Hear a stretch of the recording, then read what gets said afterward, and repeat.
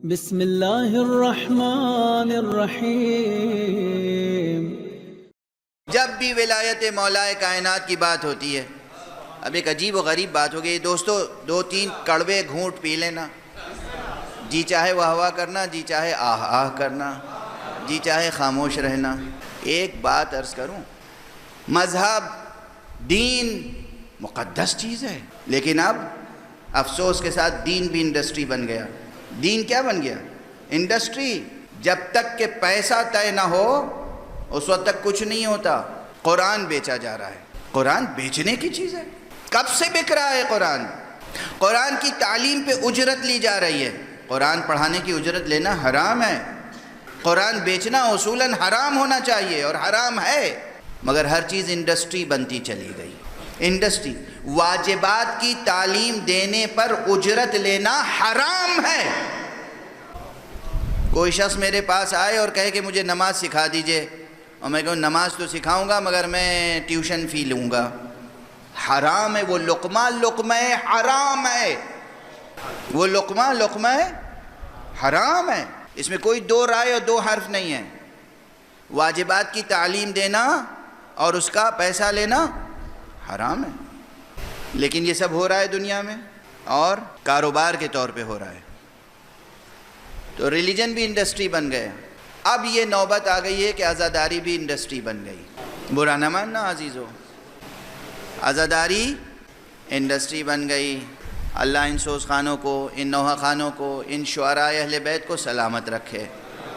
بڑی عبادت ہے، بڑی عبادت ہے۔ جب یہ سوز پڑھ رہے تھے اور کس قدر درد کے ساتھ اور تاثیر کے ساتھ پڑھ رہے تھے، میں خود گریہ کر رہا تھا، آپ سب گریہ کر رہے تھے، اور یقیناً جب تک دل سے بات نہیں نکلتی اس میں اثر نہیں ہوتا۔ ان سب کی خاک قدم میرے لیے سرمہ چشم ہے۔ سوز خانوں کی، نوحہ خانوں کی، ماتمیوں کے قدموں کی خاک میرے لیے سرمہ چشم ہے۔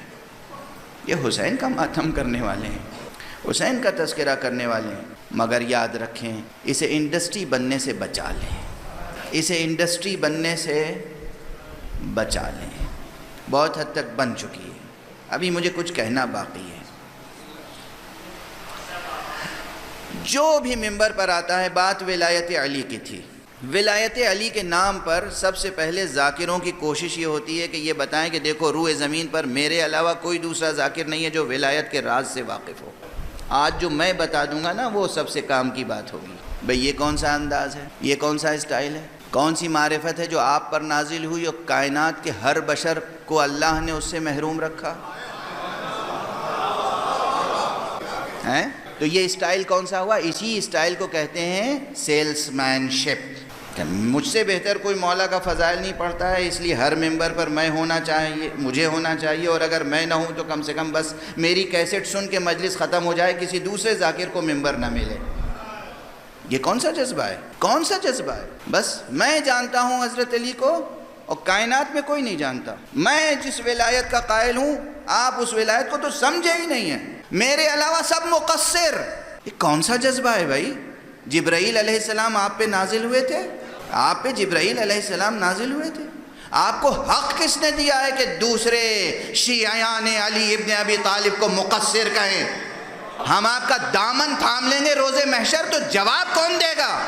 ایک دوسرے کو مقصر کہنے کی رسم چل پڑی۔ جو علی اللہ نہ کہے وہ مقصر ہے، جو علی رب نہ کہے وہ مقصر ہے، جو علی اللہ نہ کہے وہ کافر ہے، جو علی اللہ کہے وہ کافر ہے، جو علی حق کہے وہ شیعہ ہے۔ یہ ذمہ داری ماؤں کی ہے، بہنوں کی ہے، بزرگوں کی ہے، سب کی ذمہ داری ہے، توریہ نہیں۔ علی کا، اللہ کا بھی نام علی ہے، بے شک۔ میں نے خود عشرہ اولیٰ میں کراچی میں کہا تھا کہ ایک وہ ہے طبقہ جو صرف علی کے نام کی مماثلت سے اللہ کو بھی علی کہنا جس نے چھوڑ دیا۔ ایک وہ طبقہ ہے ان کی عقل پہ ماتم کرنے کا دل چاہتا ہے۔ لوگ ہم سے پوچھتے ہیں تم ماتمی ہو، ہم کیا بتائیں کن کن چیزوں کا ماتم کرتے رہتے ہیں، کس کی عقل کا ماتم کرتے ہیں، کس کی نیت کا ماتم کرتے ہیں، کس کے جذبے کا ماتم کرتے ہیں، کس کے ستم کا ماتم کرتے ہیں، کس کی جہالت کا ماتم کرتے ہیں۔ ہم کیا بتائیں کس کس چیز کا ماتم کرتے ہیں۔ ایک وہ ہیں، ارے آیت الکرسی میں ہے کہ پروردگار وسع کرسیہ السماوات والارض ولا یؤودہ حفظہما وہو العلی العظیم. اللہ العلی العظیم ہے. تو جب ہم قرآن پڑھ کے کہتے ہیں صدق اللہ العلی العظیم تو برا کیوں معلوم ہوتا ہے؟ اللہ العلی العظیم ہے، اور یہ العلی العظیم ایک مرکب اسم ہے، یہ دونوں مل کے ایک اسم ہے.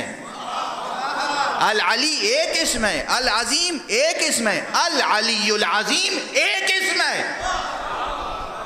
تو اگر کوئی صدق اللہ العلی العظیم کہتا ہے تو اس کے معنی اللہ کو کہہ رہا ہے. تو یہ توریہ نہیں چلے گا کہ ہم علی اللہ کہتے ہیں یعنی اللہ کو کہہ رہے ہیں. نہیں، ایسا نہیں، توریہ نہیں. علی اللہ نہ کہیں، خدا کا خوف کریں اور خدا سے پہلے علی کا خوف کریں. علی سے پہلے عباس کا خوف کریں. علی اللہ نہیں، علی رب نہیں، علی حق ہے، علی ولی ہے، علی مولا ہے. اللہ بھی مولا ہے، پیغمبر بھی مولا ہے، علی بھی مولا ہے، اس میں کوئی شک نہیں. اب سنیں مقصر کا معیار کیا ہے، سن لیں، لکھ لیں، اور چیلنج ہے پوری دنیا میں، جس کا جی چاہے مناظرہ کر لے، جس کا جی چاہے مباہلہ کر لے.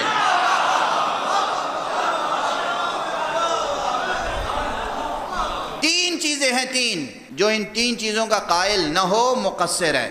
مقصر کی ڈیفینیشن مولا علی سے لے کر 12ویں امام تک، یہ 12 امام، ان میں سے ہر امام کے بارے میں یہ عقیدہ رکھنا، تین چیزیں. کیا؟ یہ امام ہیں جنہیں اللہ اور رسول نے امام بنایا ہے. ہم نے انہیں الیکشن کر کے امام نہیں بنایا، ہم نے اپنی پسند سے امام نہیں بنایا. ہم کیا، ہماری پسند کیا، ہم کیا، ہماری رائے کیا، ہم کیا ہیں؟ اللہ اور رسول نے انہیں امام بنایا ہے. ٹھیک ہے، یہ پہلا رکن. دوسرا رکن کہ یہ معصوم ہیں، خطا کار نہیں ہیں، یہ مجتہد نہیں ہیں، یہ فقیہ نہیں ہیں، یہ معصوم ہیں. یہ 12 امام معصوم ہیں.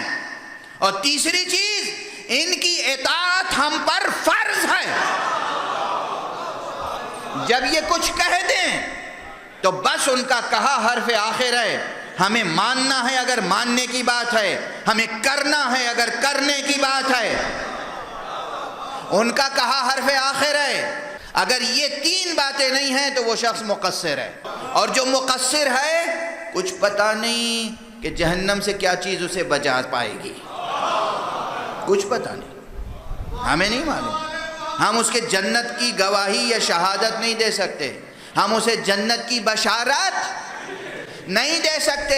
یعنی کوئی ایسا عیار، کوئی ایسا مکار، کوئی ایسا دروغ گو، کوئی ایسا سیاسی مقرر جو علی کے بہت فضائل پڑھے لیکن یہ کہہ دے کہ وہ معصوم نہیں تھے، وہ جہنمی تو ہو سکتا ہے، ہم اسے بہشت کی بشارت نہیں دے سکتے.